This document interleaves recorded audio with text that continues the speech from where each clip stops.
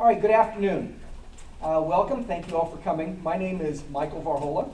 I'm a paranormal investigator.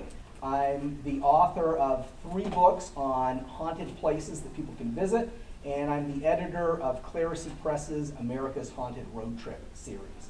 I'm also a gamer and a game developer, and that's part of why I gravitated toward GenCon to be organizing programming like this. So before you all leave, any gamers should come and collect a Book Forge flyer. That is my current Skirmisher publishing project. And feel free to take a look at our D-Infinity gaming magazine. So today we're going to be discussing haunted sites in Indiana, and as much as possible, haunted sites here in Indianapolis. We have perhaps some of the 2 best people in the entire world to be here talking about that particular subject today. So we're going to keep this pretty simple. I've introduced myself. I'm going to give them each a minute or 2 to introduce themselves.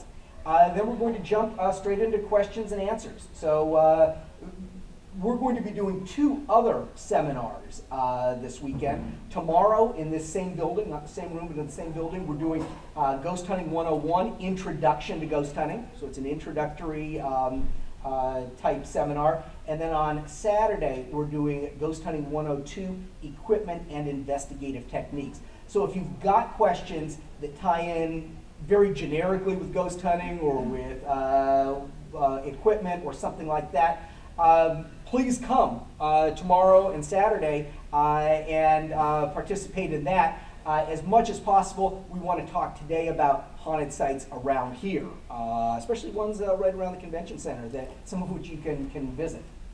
So at the end of the seminar, you'll be welcome to come up and chat with me or our other guests. I've got copies of some of my books available if someone wants to buy them. There's some flyers and other things that you can collect, and there's some wonderful videos from our resident filmmaker. So without any further ado, I'm going to go to our first guest and let him introduce himself and talk a little about himself, and we'll take it from there. Thank you. My name's Dan T. Hall, and I'm a filmmaker, and for the last, probably since 2006, have been delving into the paranormal. I'm not a ghost hunter, but I document groups that go in and ghost hunt. I was at Central State, which the asylum is just not too far from here, which you can actually go drive, if you're careful, can still go through and drive through it and that. And if you're really adventurous, you could probably get into tunnels. I'm not telling you you can or can't, but you can do that, and it's just kind of an interesting experience. But I was there in 2003 and was filming a show, a family show for Showtime with kids and stuff. So I had no idea anything about paranormal, and it was a Friday the 13th full moon, all the stuff you're not supposed to do, and just a lot of crazy stuff started happening. Enough so that we had crew members that were just kind of taken off. They got so freaked out they left, dragging equipment with them and that kind of stuff. And managed to finish the show and get that shot done, but I was just really intrigued by what went on there. So I went back and I took Marilene, I took some ghost hunters and some other investigators and did a lot of research in the place, and that began my path down where all these DVDs came from. So every year, starting with that year, we have done a documentary and then premiere at the IMAX, and you can also get them on Amazon, that kind of thing. So Central State was the first one we did, and that's kind of where I'm at now. So am I skeptical? I think I'm healthily skeptical. I don't really, there's some things that can be totally explained away, and there are other things that we've come across that really are unexplainable. And we are shooting top secret, but I'll fill you in on this. We're shooting a paranormal activity type film at Central State, and I've taken some people in there, actors in there, and just running the lines with them, we're getting these off the chart EVPs that are so clear, and it's nobody in the crew, and it's really unexplainable. So I don't know. There you go. So that's kind of my experience, and I'm still intrigued by it. So that's what I do. Marilene Isaacs. I'm an intuitive healer and psychic healer, investigator. Nothing is actually paranormal to me because I can remember my birth and where I was before. And I've been doing my work full time for 44 years. And actually will be 65, believe it or not, next November, and I'm proud of that because I don't do anything special except the healing energy. And my interest in paranormal or in investigating is actually more about healing. I like to go in places and heal. A lot of people don't think about that aspect, but we've had that aspect all along. I've been in all of Dan's 7 films. He's actually working on one that will be coming out, the Ghostful series.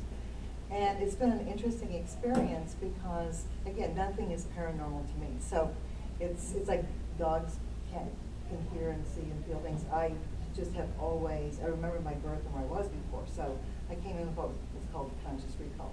So it's been really fun doing the films. There's one film we're in Wayne County Museum and they have a mummy. And I go, oh my God, does anybody hear the mummy? And no, but on the film, it's like, wow, you hear the mummy. And so it's been really validating well, I've been doing my work for so long, and I have it on TV and radio shows and all that kind of stuff. It's very validating to have been in all of these films. And so, yeah. Excellent. Yeah. And we do have two, Jill and Roger, they're Yes. ghost hunters with they were in the last film that I did, which is this one, Ghostville. And shamelessly holding this up. But this is the body of your work. I mean, these are your credentials. And this really, I stumbled into this. I was not, I saw ghosts when I was younger, when I played the band, but I thought that was just because we partied too hard that night. So, but, seriously, this is just kind of a fascination of what we can't explain. So, but anyway, they might have some other questions or some answers for you too as well. And will, I believe, be on our equipment panel on Saturday. Yes. Yes. So wonderful. And they have the coolest, it's in this movie, it's the coolest laser thing. We took it to the Yellowknife County home. It's like well, you want to explain kind of what it is? It's a 360-degree laser.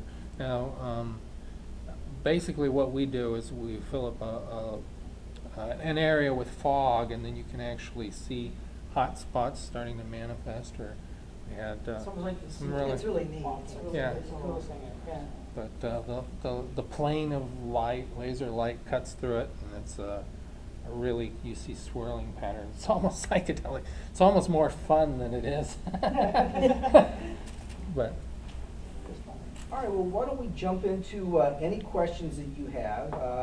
People are always hesitant to be the first one, but don't be hesitant to be the first one. And feel free to ask questions about, like I said, the local area in particular, because this is the area we're all sharing right now. Oh, Austin. Yeah, go ahead. Dan, I wasn't aware that you had seen a ghost when you were playing. Was that locally?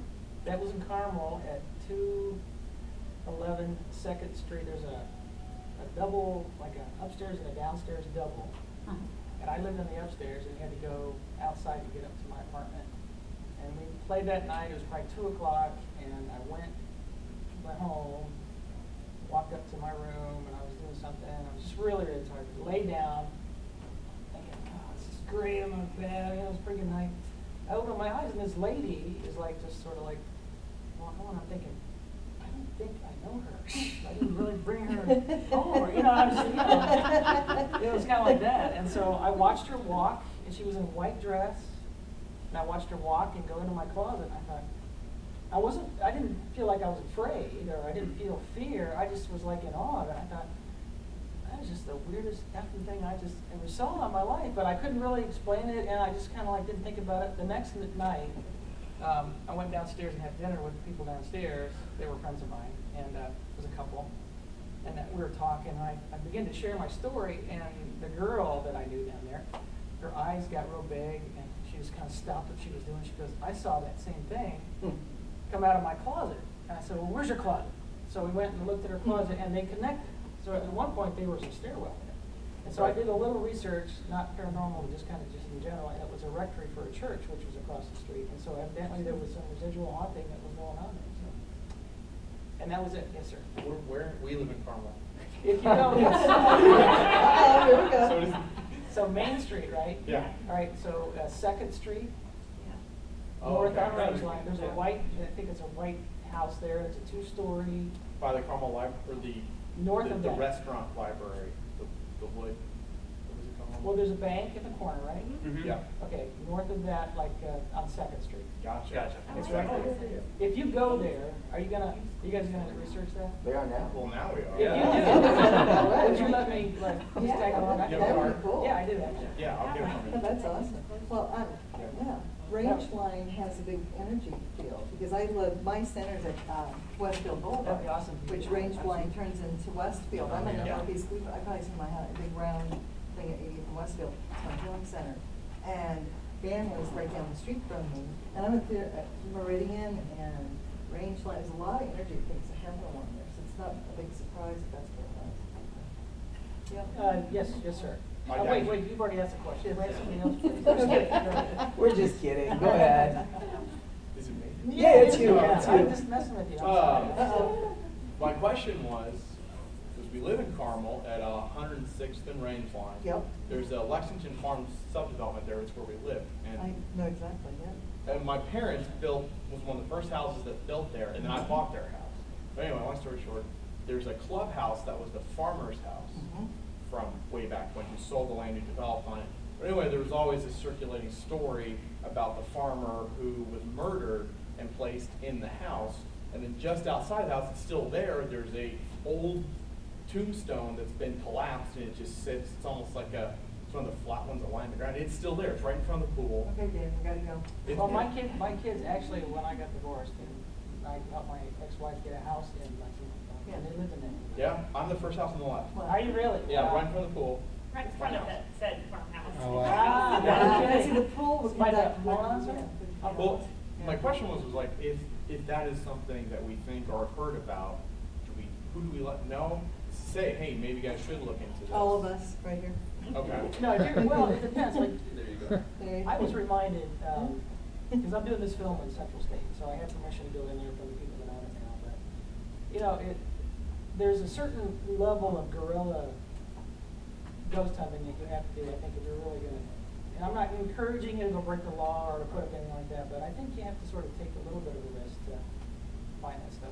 I like to go, and what we've done with these is to go to places that are not all that, well known. You know, Oh, yeah. there might be some really big folklore about it, but there's not really a lot of traffic that's gone through it. Because I think at that point, when we went to Central State for the first time, it was off the charts how creepy that place was. We went during the day, Yeah. in 2003 during the day, you'll see me in the, yeah.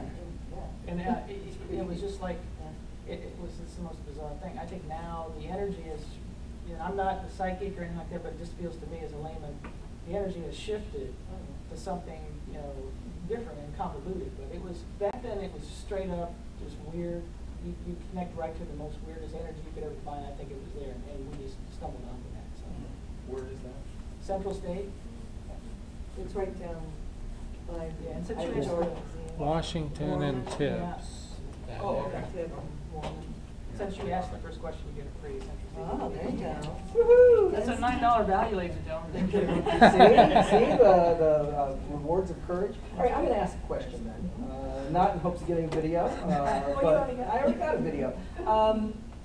Marilene, you and I had talked a little bit about what you referred to as the sacred geometry of Indianapolis. Indianapolis. Absolutely. Could you please just talk for a minute about that and talk about how that might relate to it being a spiritually charged area or an area where there might be haunted places? Yeah, Indianapolis is laid out as the female to the male of Washington, D.C. And we have the round circle, and it's a whole different configuration, but L'Enfant and Ralston were the two people that gridded Washington, D.C. And if you look at the history of Ralston, he came from working in Scotland, and he worked for, it's a really interesting history goes back to, Rosalind? Rosalind Chapel. So he worked for the Baron of Rosalind. And when he came to Washington, D.C., they were very much about the sacred geometry. So he made his way out this way with Burr's expedition, which is a whole mysterious thing about, they thought Burr was going to succeed from. And going back to Washington, D.C., Yeah. there is a town right across the Potomac from Washington called Roslyn. Roslyn. So those connections Right. were all very Yeah, overt for that. Right, very And overt. Roslyn Bakery. Yeah, there you go, there you go. But we are second only to Washington in the amount of war memorials. And if you see ours up and down the meridian of energy, there's the round circle and the meridian of energy, and actually two of them are identical to ones in Washington, D.C. We have the second biggest government building, and that's the Finance Center at Fort Bend. And actually I brought, because I thought people might be interested, I brought some other copies of the sacred geometry stuff. So it was a mile square.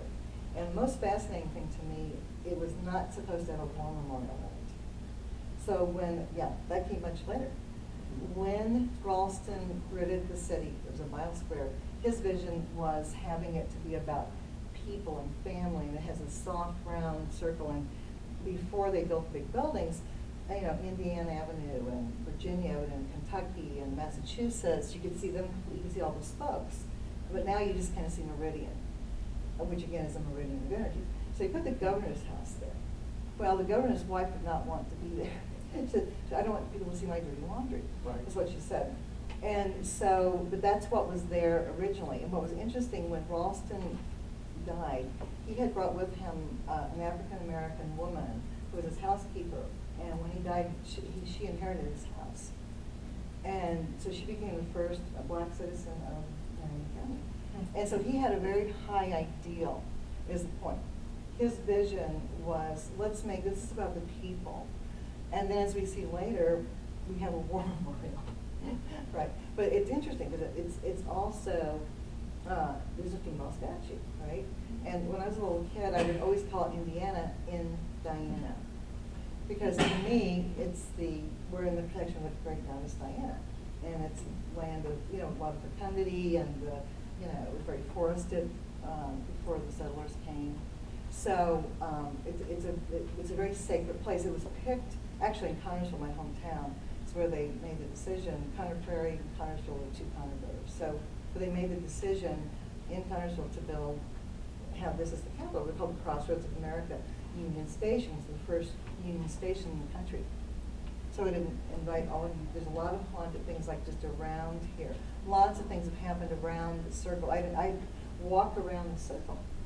Walk into, in all the things around the circle. I've had lots of things happen. Or Tuckaway House, very haunted. Tuckaway, been there several times. You guys know about Tuckaway House? It's in one of our movies. It's in this movie, by the way. Yes. You want to tell me a little about Tuckaway House? A famous palmist lived there, and it's Nellie Meyer.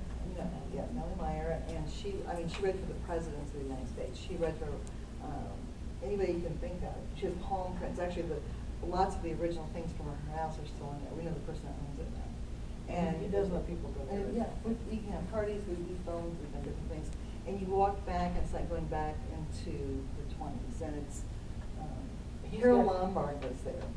That's her last stop. She was here for war bonds, promoting war bonds. And she went to Nellie, and Nellie said, do not get on the plane, do not go. And we know it happened for Carol Lombard. But if you go to if you happen to get to go to do an investigation there, it is literally decorated like the 1920s. 32nd in Pennsylvania. And it's built on an Indian mound, he says. And I believe that to be true. Yeah, I think there's.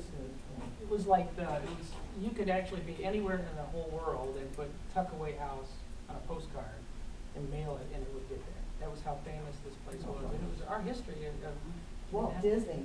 She worked with Walt Disney. She read for vast amount of stars and presidents. When the guy bought the house that owns it now, in the basement was a chest of old books and stuff like that. He found in there a hand-drawn Mickey Mouse and stuff from Walt Disney. It's probably priceless. And this is up off the circle? Yeah. So very well. It's a little farther, 32nd Street. So You probably can't walk blocks. there, You but can you walk can. there, but you can drive by. It's on the west side of the street.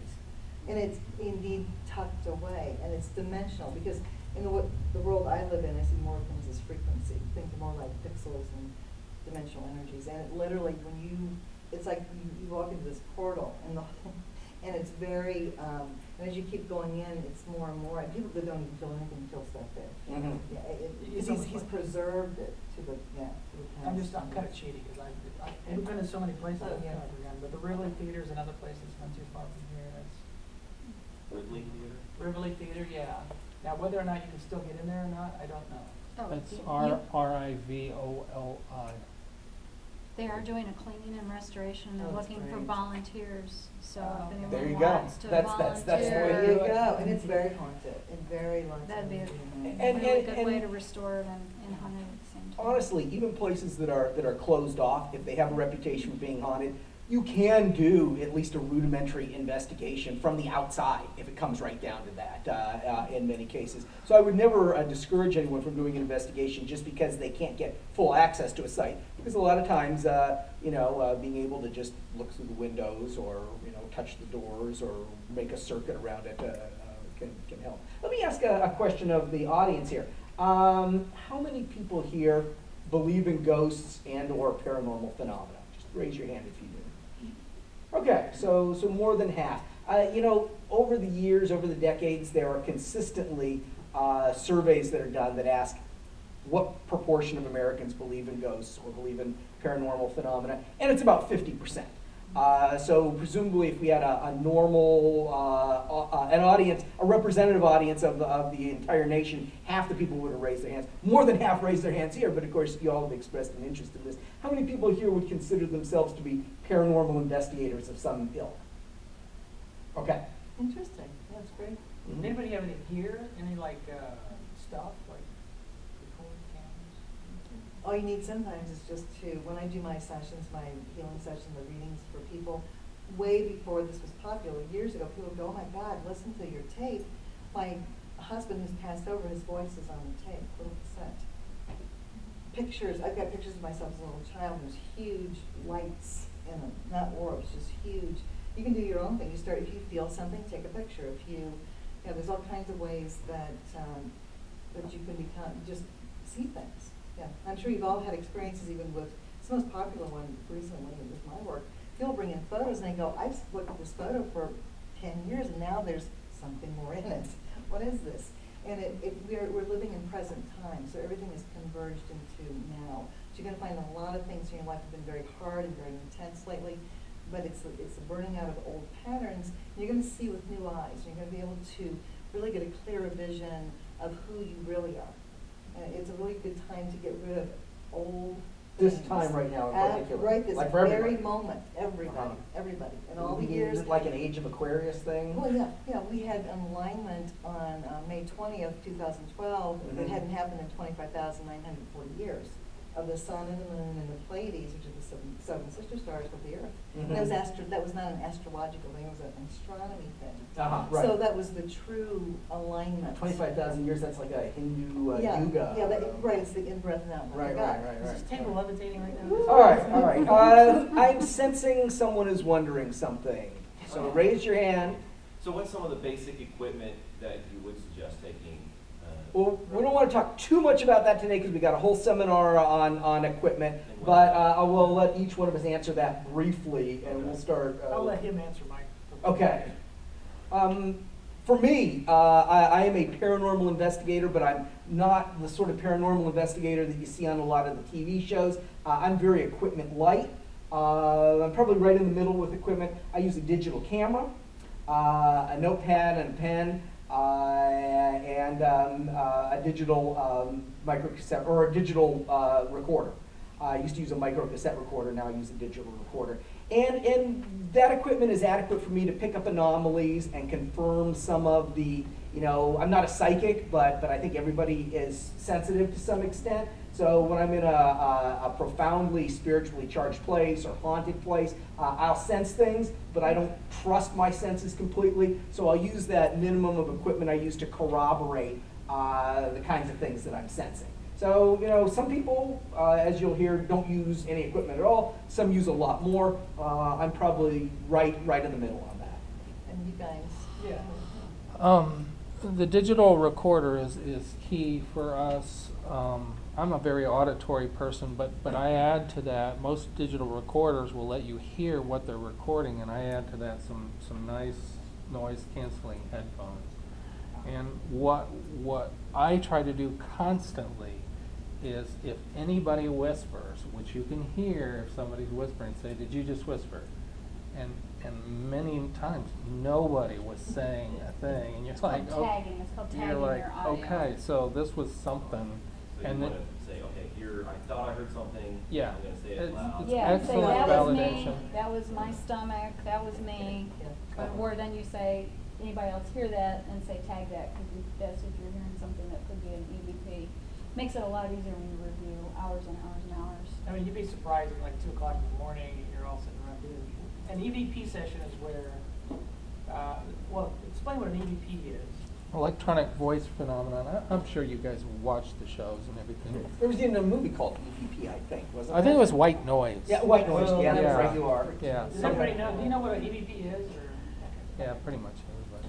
Electronic voice phenomenon is when a voice will show up that's not your own. It could be electronic. Now, it's called electronic voice phenomenon, but interestingly enough, the oldest known EVP wasn't electronic at all. It was on a wax cylinder, and that was Edison. very much Edison. mechanical. Going back in Mhm. time, yeah. So this has been going on forever, and weirdly enough, that wax cylinder is at Indiana University. So the Oh, very How first, about that one? the very Right. first That's EVP Atlanta. is Yeah. located on a wax cylinder here. And I think it bears mentioning for people who might not be completely familiar with this, we're talking about the kinds of equipment we use. And the reason we use these various types of equipment is to detect things that we're not able to detect with our normal human senses. So the kinds of things that are turning up on our recordings, the kinds of things that are turning up on our video or our photos are generally, there are exceptions to the rule, but in almost all instances, they're things that normal people are not able to see or hear. So we're talking about anomalies, things that are strange to us because they're turning up on photos, and we know very well nothing corresponding to that was in front of us when we took the photo. These electronic voice phenomena, what makes them phenomena is that these are voices that are speaking and being recorded on our equipment, but we didn't hear them. So some people who are profoundly psychic or highly trained in this, they'll be able to see some of the things that would get picked up. But normally these are things that are completely inaudible, invisible to normal human senses, and we're using the equipment to expand the range of what we're able to detect and see. So that's the whole, generally the point of using equipment, to see and hear things that we're not going to be able to pick up with our very, very, very limited range of senses. People will say, well, if I don't see it, I don't believe it.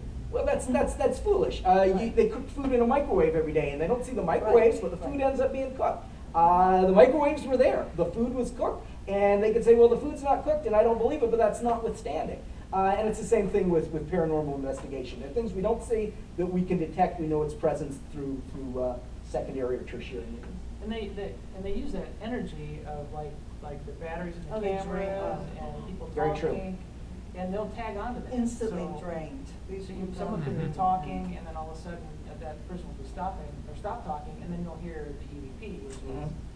whatever. Okay, It's let- electromagnetic field. It's Yeah. just all basic, and a lot of things are not ghosts. This is Yeah. the biggest thing I like to explain to people. It's not, when people perceive things as haunted, yes, there are sometimes that things, people or spirits or bad things may have happened and they're trapped dimensionally. And we go in, and I've done that forever, going into clear houses. I've actually been in Lexington Farms to 2 or 3 houses way back in the day. But I will tell you, and that ties in with Edison, Mhm. he would want to get a time machine or to go back and record things that happened in the past. Everything that we think, feel, say, and do goes out into a frequency. If you want to talk about, Santa Claus or an angel is not sitting up in heaven going, they did this and they did that. You are a living vibratory record. Literally everything you think, feel, say, and do goes out in something that can be read in frequency.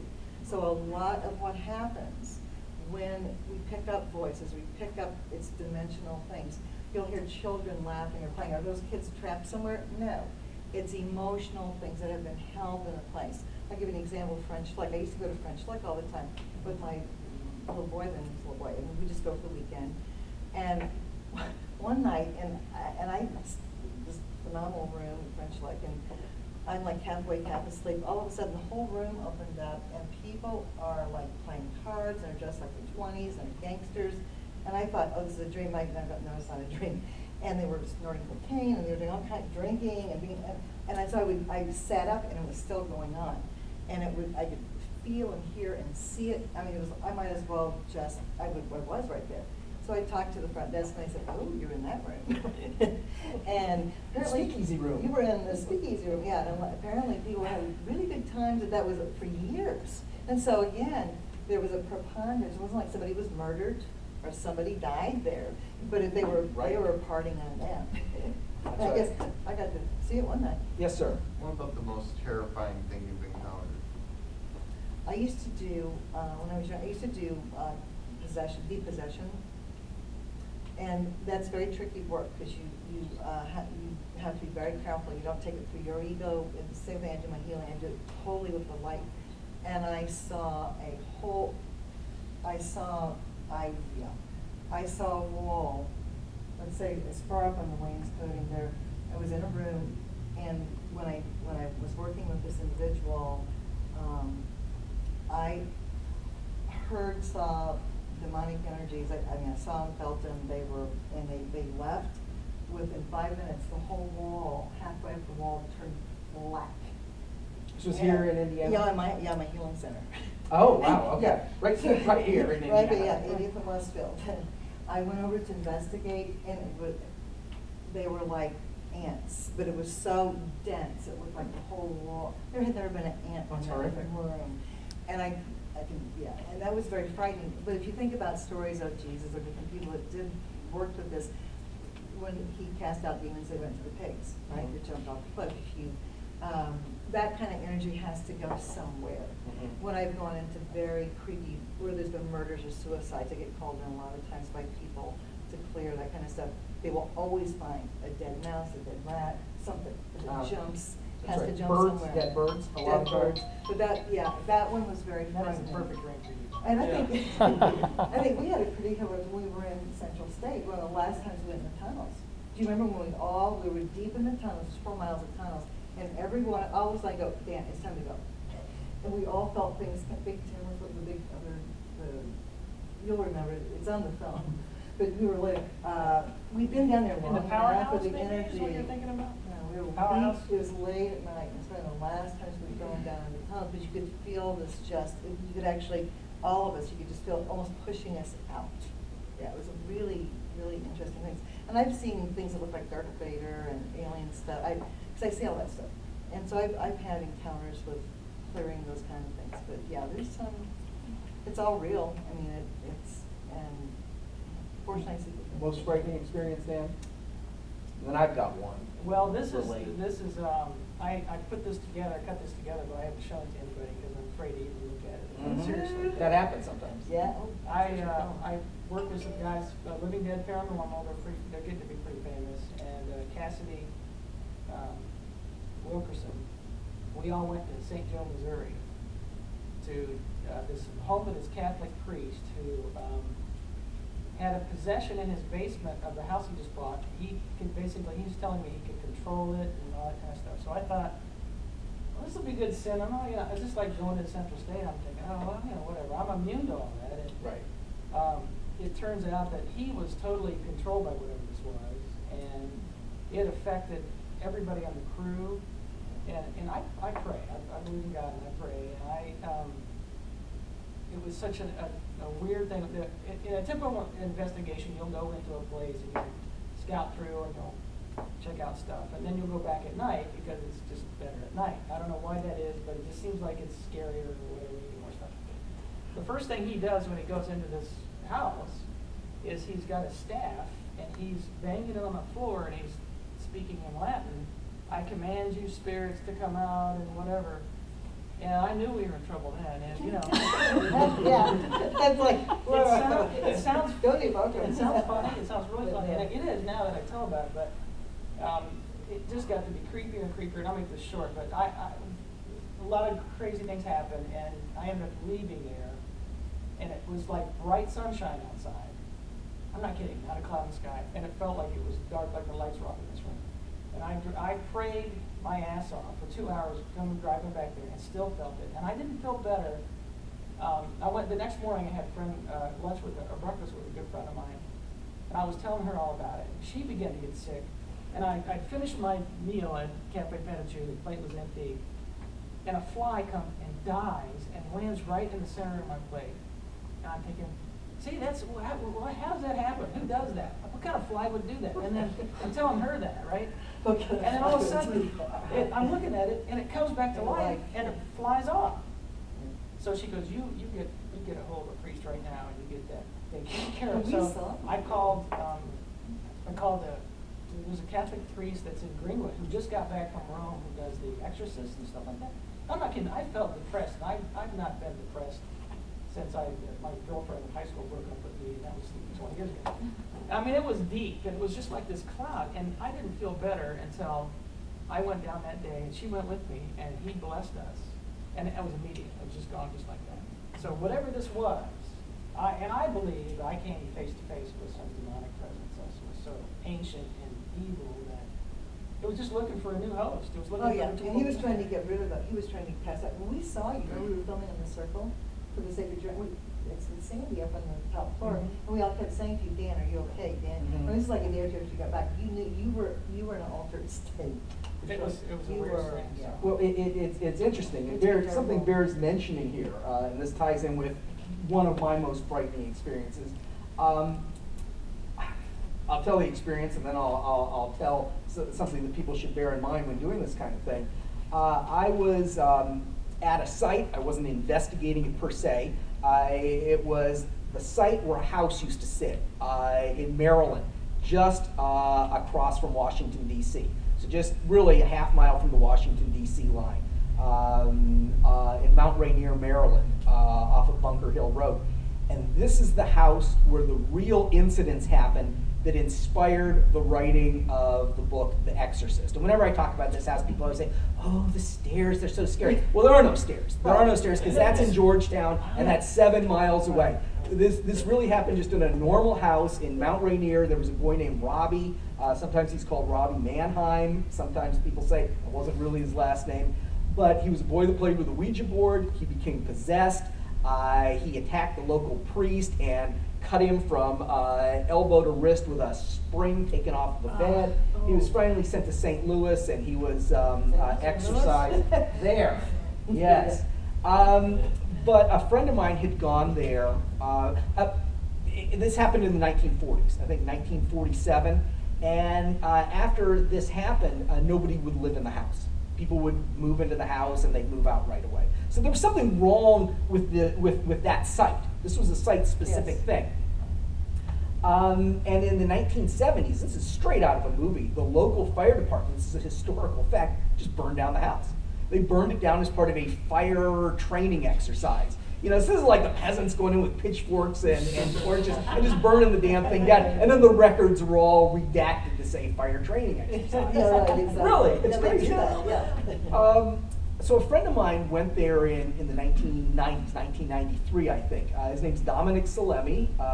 So everything I do is like on the record. I don't have weird apocryphal stories with people who won't tell who they are. Oh, yeah. I mean, I can verify everything that I do. He's the editor of a literary magazine called Brutarian.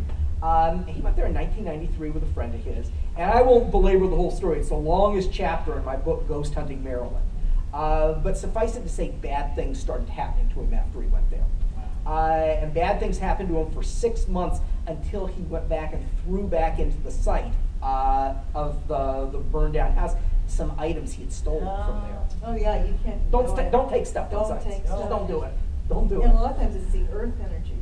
There are vortexes in the earth, there's ley lines, and there are portals, and there's things. So when I do the healing, I start at ground zero. You go cleanse the earth. Because it's not necessarily what was built, it's what happened on the earth. I was called into a place and they said, it's like a herd of buffaloes are going through our house. And I go, well, yeah, I think you're on a buffalo trail. Right. And they were. This near Lafayette, and right there was an animal trail that you could hear. We have ghost cattle where I live too. Yeah, yeah, absolutely. I think Yeah. we're hearing those now. Wow. And that's them, yeah. But he had told me this whole story of these terrible things, and then when I was working on my book, Ghost Hunting Maryland, he and I went back to that site. And it is now, the site is now the tiniest municipal park you've ever seen. It is a little tiny park on a corner the size of a house lot, because that's all it's good for anymore. And there's a gazebo there on the site of the house, and strangely and horribly, there's a concrete path leading up to it, and for some hideous reason, the local townspeople had all the children from the local elementary school come and put their little Oh, handprints. man. It's just horrible. I can tell It's you just horrible. that's an overlord, that was a dark energy that did that. And It's and awful. sometimes you don't burn. There's It times just that puts you a want to chill. burn, but when they burned that, they brought up more of. It's awful. So we're at this site. We walk up the path with the Yeah. little children's handprints, and Oh we go to the my we go to the Sometimes they gazebo. say that, Yeah. Sometimes Ooh, the that's dark. creepier people are still alive, they're not dead. Yeah. This would be true, this would be That very is just true. straight up weird. And you don't want to evoke either. No, This is the no, whole no. thing, you see these things, do not do that. Well, I think- That is I never do it deliberately. God. So we're standing in this gazebo, and my friend Dominic had told me the whole horrible series of things that happened to him associated with this site, which I won't go into. Because the question is, what's one of the most frightening things that have happened to me? I interviewed him there. I got out my cassette recorder, I set it down the railing of the gazebo. I said, all right, Dom, we're here at this place, and I just want you to tell me for the record the things that happened to you. And he stopped and collected his thoughts, 5 or 6 seconds. And then he went ahead and he told me, over a period of about 20 minutes, his story. Well, we tied up our business there, and I had a few other things that I was doing in Maryland. And then a few days later, I was back home, and I was transcribing my tape. And I turn on the tape. That was microcassette in those days, so actual analog. And I'm, I turn it on, and I hear myself, Dominic, go ahead, and I'm not transcribing what I say. And then, there's the pause, and I'm waiting for him to come on. And in that pause, a voice comes on and says, "Who are you?" Oh, man. Oh, yeah.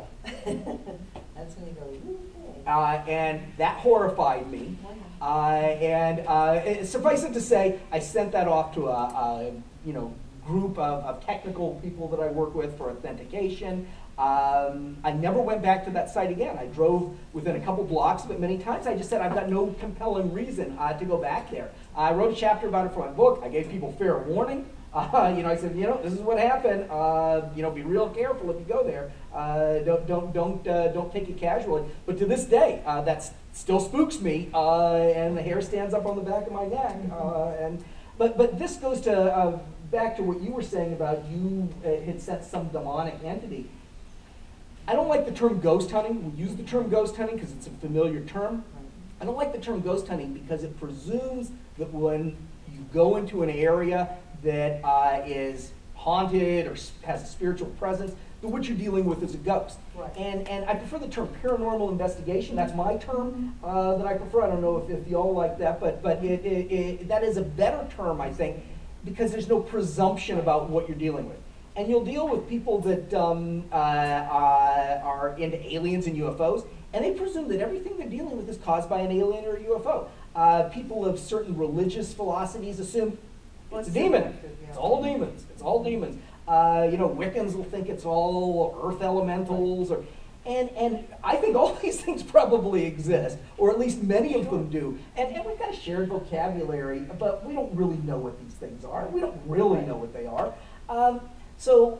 This is why I always say I'm not a ghost hunter, I'm a paranormal investigator, because I think I was probably dealing with a demonic entity there, which you don't want to deal with. You don't want to get down in the weeds with that And sort you of didn't thing. take the bait. You did. I did. The seducing spirit said to him, "Who are you?" And there were some people I could have gone back and that deal would with it have at that gone point. back in and thought, "Whoa, same Terrible. thing." Warning Terrible. with the Bad Ouija. idea. Right. When people mess with the Ouija, I deal with this constantly. People, and at first they pick. It picks up things, it spells things, All and then all of a sudden, once people are And this is what happened to this boy then at it's the like site. these dark energies, just. And they'll always tell you you're talking to You're your sitting- grandmother, Yes, and it's but not. you're not. But they tried to hook you. You're so smart. That's You that, didn't well, take the bait. Well, you got it. less smart You than did. just scared. Well, you got it actually. Well, and I don't play with occult No. focuses Me either. or any No, of no, that. no. So yeah. Yeah. That was Wow. one of my most terrifying experiences. So yes, sir. With the, Oh, yes, ma'am. Sorry, my uh, vision shot. with the pieces that Dominic took from the site, Mm-hmm. do you feel that the entity attached itself to that piece and went home with him? Or I don't know. I think it was probably offended that he presumed to steal something from the site. And a conduit. Yeah, It was a so conduit. not so much that he took it Yeah. home, but that it was able to get to him because he had taken it. Right. That would be my sense of It's it. a conduit. When we went to St. Joe, nobody took anything. Well, we took video footage, but everybody that was on that crew, the living dead guys, and they're just regular, good old Ghostbusters guys. One of the guys woke up in the middle of the night, and he's like in his 20s, like with a heart attack symptoms. I mean, it was right after. It's horrible. It was the worst thing. So, I guess after that encounter, I just try to, I'll say it every time I get a chance. It's just to protect yourself before you go in. Oh, yeah. You know, however you believe, and God, and all that would be a good thing. And then What's your motive? protect yourself. Yeah, protect yourself on the way out. So you want to go in and do whatever you're doing, and then leave and not take anything else with you. And for God's sake, don't take any relics or anything like that. Mm-mm. That's kind of, I think, they're kind of like viruses, don't you think so? Oh, yeah, absolutely. Yeah, but anyway. Do you guys see energies attaching to items very often? Yes, I do, yeah. Because everything's energy in it. Right, absolutely. People can buy a piece of antique furniture. Wood is a Okay. big conductor. Mhm, mhm. Metal's a big conductor. And so people have brought things into their home and all of a sudden have just, again, because everything has an aura. Everything has a electromagnetic field around it, so.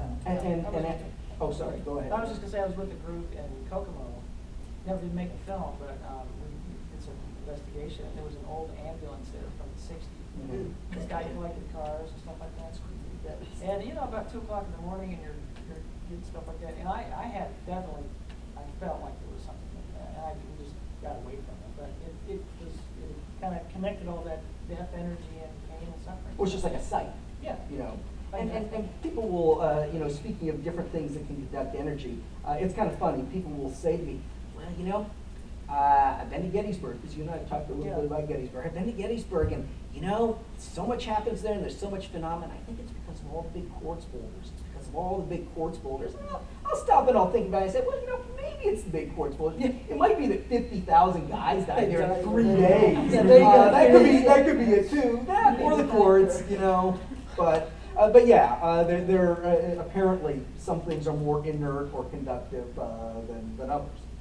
So There's a great, just I'll just pass this along real quick, there's a great haunted tour through Irvington. I don't know if anybody's been out that way or not, but you can take that tour and go through there, and there are, Ellen Hunter. of course, in Ghost Stories 4 we did Ghost Story, but I was just thinking about that.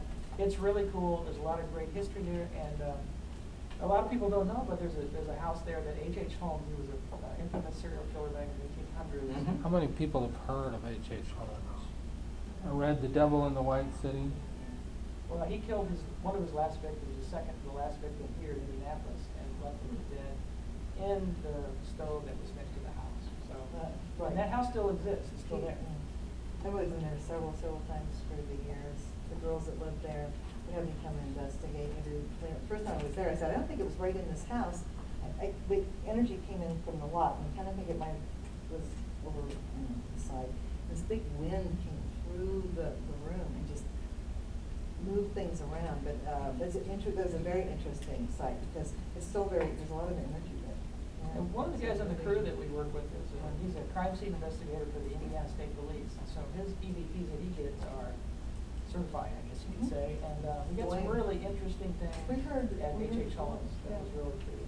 I think we've heard the more Howard. Yeah.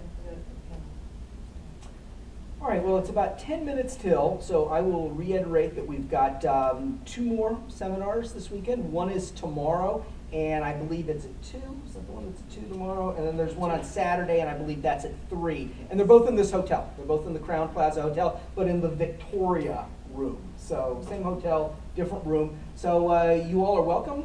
Please bring friends. We'll break off the formal part of the presentation at this point and let anyone come forward who wants to take a look at videos or my books or chat with anybody individually. Come up and do that. Thanks for coming. I hope you enjoyed it. Thank you very much. Thank you.